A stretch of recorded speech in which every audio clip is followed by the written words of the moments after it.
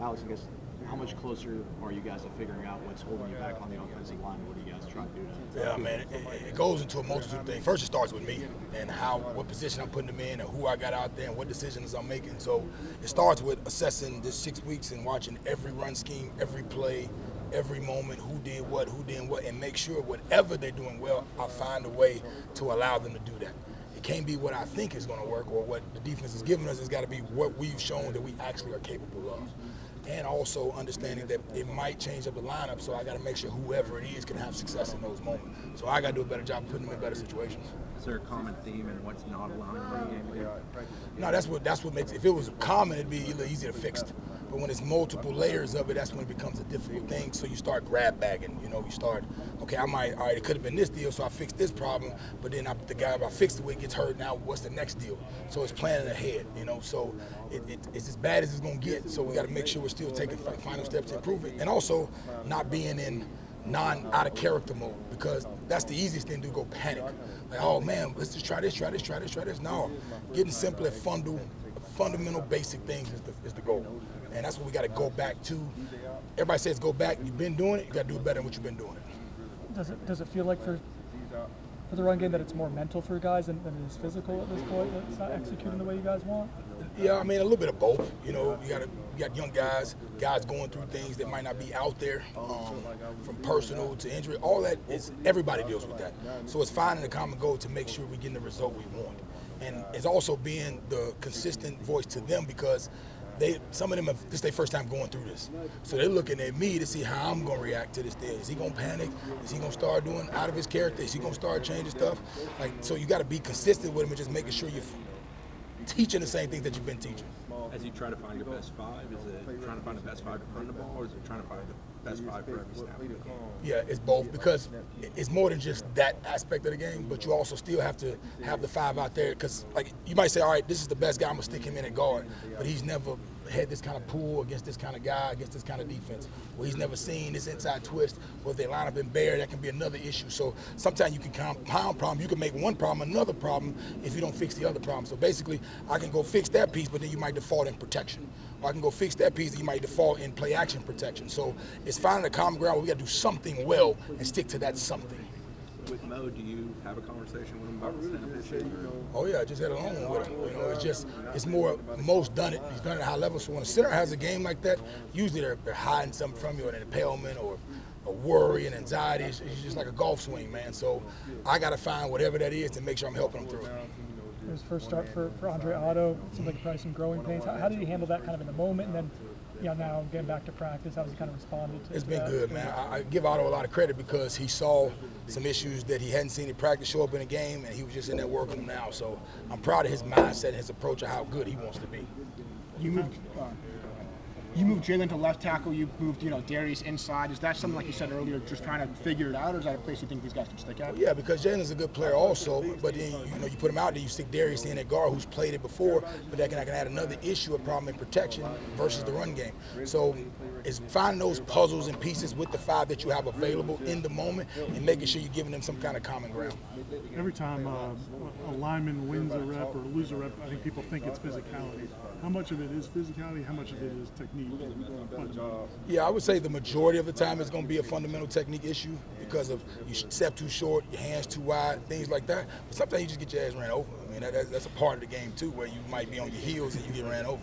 So that's going to happen too. But my deal is what's going to happen the next rep, because it's unrealistic to think that's not going to happen. It's going to happen. Now what is going to define you moving forward? That's the progress that we're looking for. Coach, I think you had 2 or 3 holding penalties. Kind of how do you limit that? Is that also fundamental? Yeah, that was one of them. I getting ran over, and he kind of grabbed him on the way down. That was an issue. And then holdings happen when you break the container of the pocket. So he might be thinking the quarterback launch point is behind him, and the quarterback scrambles, or he thinks the quarterback moved one way and he didn't. So those holding penalties goes back to technique fundamentals, hands inside. And when I do get outside the pocket, I feel a tug, accelerating my feet or letting them go on it, so you won't get the -10. Several of the guys on this offensive line have played a lot of college football, played at a higher level. Is it finding a way to bring them all together, or is it individually guys raising their individual? A little bit of both, but for example, I used to dream Bob Byers, who missed 3 games because of the knee. Darius missed the game because of the neck. Furry around with one arm, with one brace on, ankle surgery in the summer. hamstring band on. Like a lot of that alters you're not the same guy as you were. You know, you got to find different angles and unique, and that's a part of the game. Some guys, man, you got many war stories about guys, man, I ain't had this and I had to go find a way. So some of that is that grit and finding a way, but it's also me giving them the opportunity. I'm always go back to myself. It's me saying, okay, he's struggling at this. What can we do just to limit this and just do this? Maybe he can't do this. So giving them the same picture so they can get that little bit faster reaction than what they get. So it's a little bit getting out of my comfort zone as well. It's not saying, all right, this good, oh man, this might be good to this look, but that guy hadn't done it enough times to go execute it. So it's got to be something they can do and keeping it simple where they can go execute it. How did Brock do? Man, Brock's scrappy, man. I mean, I've seen he's been around. It seems like he's been a vet with me anyway. I thought he was good decisions, good ball location, played with a lot of confidence, which Brock always plays with a lot of confidence, man. I was proud of him because you look at Brock's first 2 starts versus him growing now into his second year, he's taking that normal progression that he needs, but I thought he did a really good job of being poised, under control, took a shot, got back up, kept going. I think that was a big moment for him.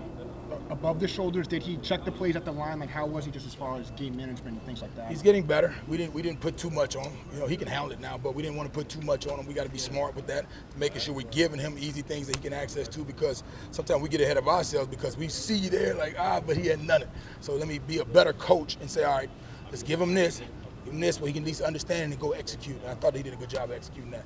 But I mean, mentally, he's sharp now. I mean, he can handle it, and we can start adding more and more, similar to the progress of the last guy we had.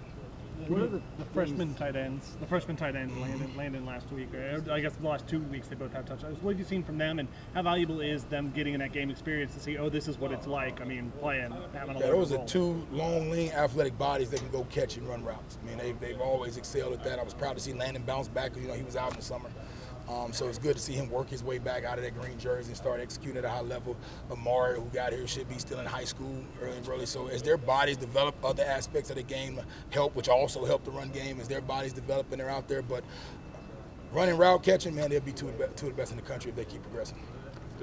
Following up on that, how can they improve as blockers? Because they've gotten a couple holding calls, and obviously, like you said, you want to improve much. Yeah, absolutely. I mean, that's the thing about run game. It involves everybody from the perimeter to the edges, especially their position because of the edges and us on the inside. But I just think just body development, man. You got to go through off seasons. You got to keep bulking up. They're on the young guy weight room program. I mean, they're taking a bulk load of practice and still in that morning weight room group with the red shirts. So they're taking that double load, which you start seeing their bodies progress and take place. Which it'll be, once they get that part, it'll help us a lot. But they're helping us now with the things they do naturally and understanding and work at the mental part. I've been proud of them. You mentioned the injuries on the offensive line. You also, a couple of backs are down.